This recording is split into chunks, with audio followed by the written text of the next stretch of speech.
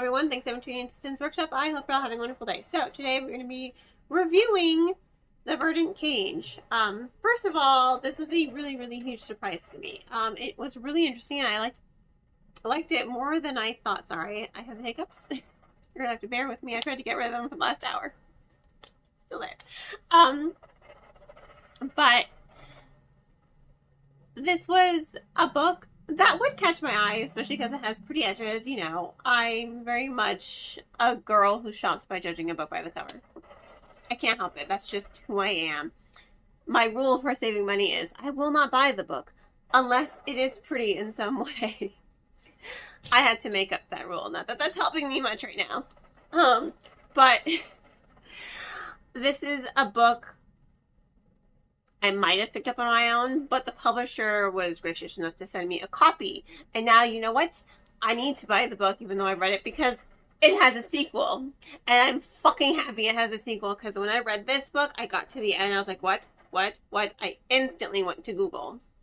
And I said, does this book have a sequel? Is this book going to get a sequel? Because Entangled Mayhem books, they don't do sequel arcs. They only do arcs for their first books. You know, other publishers will do arcs for their second book and then sometimes even the third book. Mayhem books doesn't really do that. Entangled, Tower, they only do arcs for their first book. So I'm kind of screwed because I need to see what's going to happen next, you know? And I guess it really is a good marketing scheme when you think about it. Because now I'm forced to buy this book so that I can buy book 2. I'm forced to buy book 2, right? It was really interesting. It reminded me a lot of M. Night Shyamalan's The Village and The Gracier, which highly underrated, underhyped book. I love The Gracier. If you haven't, highly recommend checking it out. But it reminded me of both of those elements. And you have these people, they're in you basically the village. Just think of the village, you know, that's kind of their setting for this. And there is a monster. Unlike in that movie, you know, where the monster was fake, the monster is real here.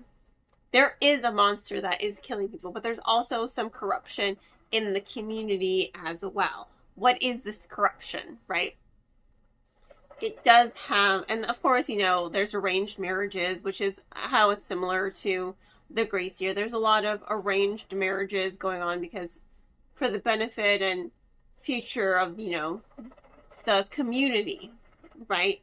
And everyone's kind of just in a subcat, like these are the carpenters, these are the chemists, these are the apothecaries, these are the guardians, you know, everyone is in a category. And for women, once they marry into, you know, this is House Plumber.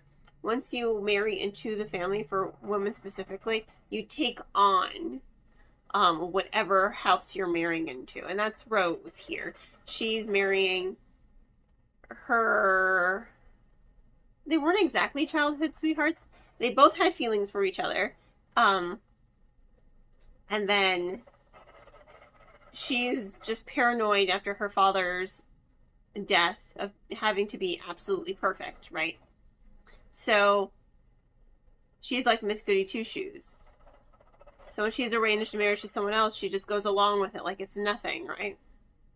Hurts his feelings. So they go from childhood semi-sweethearts, friends, to kind of enemies, to allies, because now they are forced to marry each other, to lovers again. And I liked the development of their relationship, to be honest. I will say that there were times when Rose was very just kind of unlikable. She had a good reason to be unlikable. You know, her mother, on her wedding day, her mother is murdered.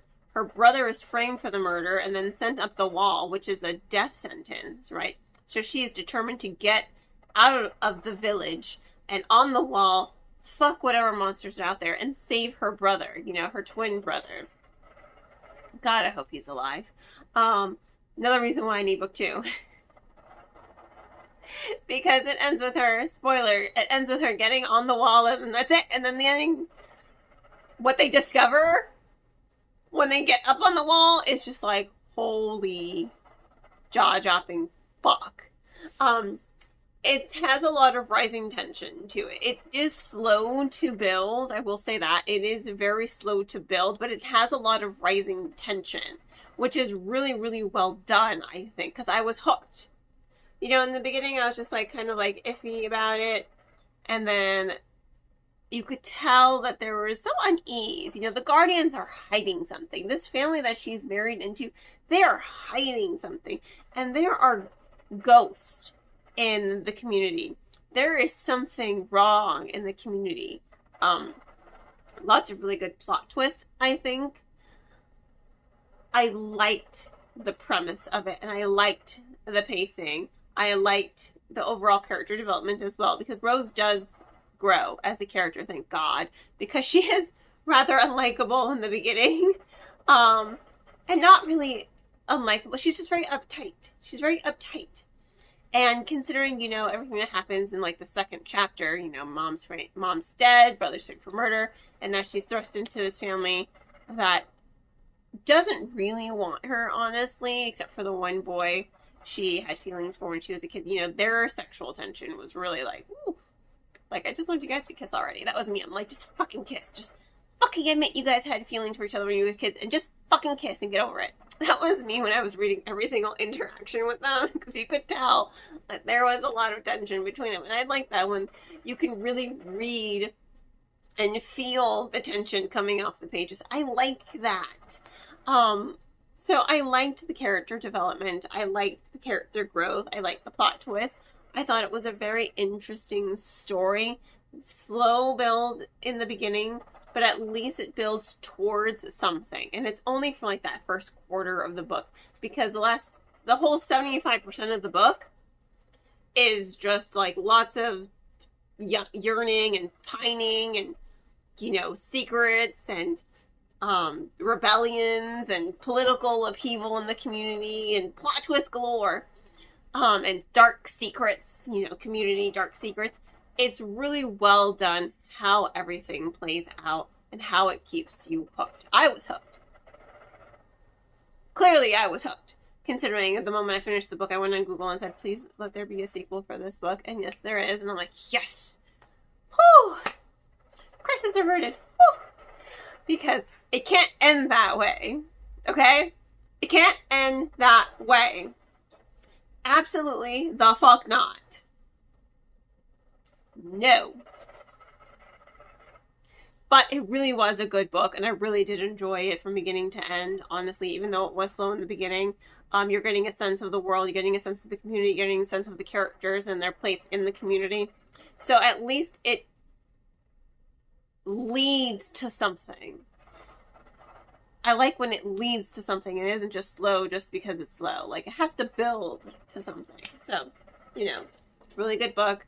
Highly recommend it. Really excited for book 2 now, because I need it in my hands like yesterday. I really did. So, in any case, thank you all for tuning in. Please don't forget to like, subscribe, and share with all your book friends. I hope you all have a wonderful rest of your day, and as always, happy reading!